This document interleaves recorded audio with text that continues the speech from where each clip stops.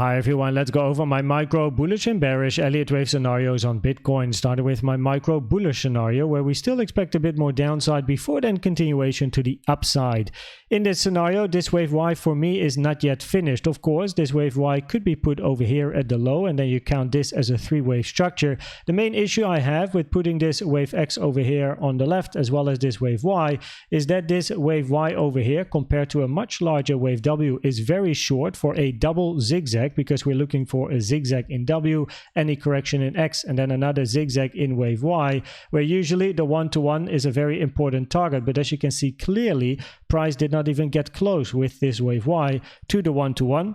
And another thing is that also in a double zigzag, usually wave X goes above this trend line over here, which is a trend line taken from the high of W to then the high of wave B, and then an A, B, C, and clearly this high did not go above this trend line. So that is the reason why inside a wave X I'm then looking in the bullish scenario for a more complex structure where you then have a three wave and looking for a move to the upside between the 382 and a 0.5 Fibonacci, which is taken from the high to the low of W, where this resistance area, the blue target box I have between 29.7k and 29.8k, is an important area of resistance for then a three-wave structure to the downside in wave Y. That is what you want to be looking for, where this support area over here for me is very important, sitting between 29k and 29.1k.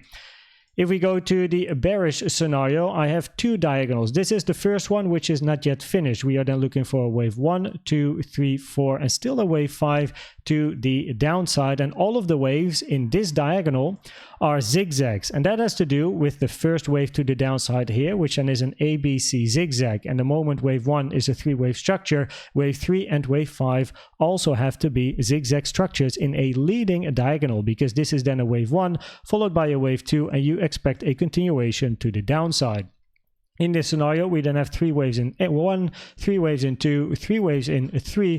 We were looking for a three-wave structure then in wave 4 for then eventually a wave 5 to the downside, where commonly a wave 4 in a contracting diagonal ends between the 0.382 and the 0.5. So currently we're now around the 0.5 level, where the golden pocket is a less common target area for a wave 4 in a contracting diagonal.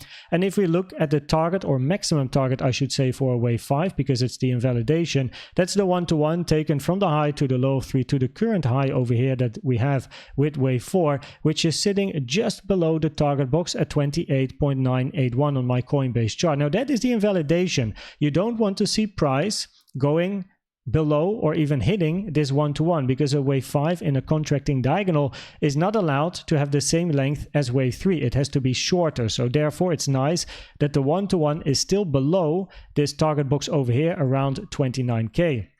Now in this scenario, you then expect a move to the downside, a three-wave move to the upside, where then I'm looking for that resistance area over here around 29.7k.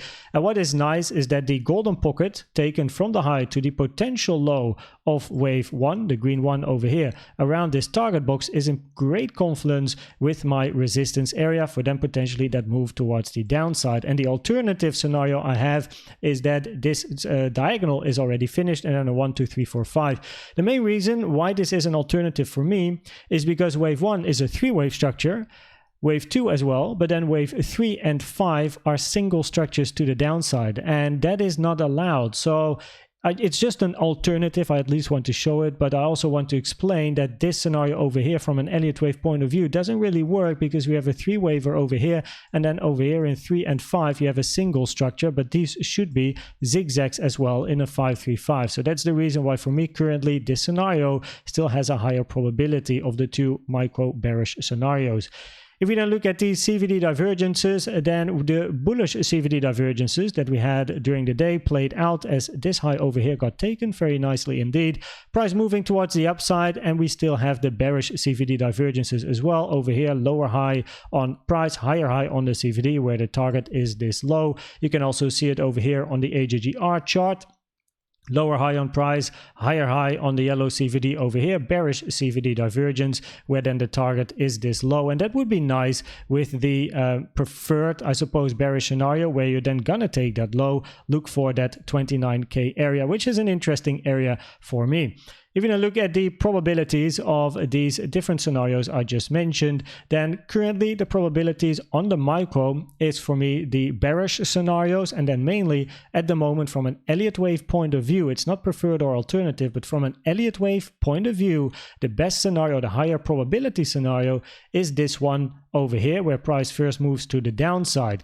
An invalidation of this scenario is if price is going to hit the upper trend line of this channel over here. The moment price hits this trend line, it's not a diagonal, or it's not a contracting diagonal anymore, because for a contracting diagonal you want to see over here a contraction between the lower trend line of the channel and the green line. The moment that the green line is equal, so basically the moment you hit the upper trend line of the channel, then this diagonal is invalidated, and then the bearish scenario switches to this one over here. But as it stands, probabilities wise, this scenario still has a higher probability. I hope this video was helpful or valuable to you. Please check out the most recent educational video I've made about the best trading indicator you can use. And for now, thanks for watching and subscribing, and I'd like to see you at the next one. Bye bye.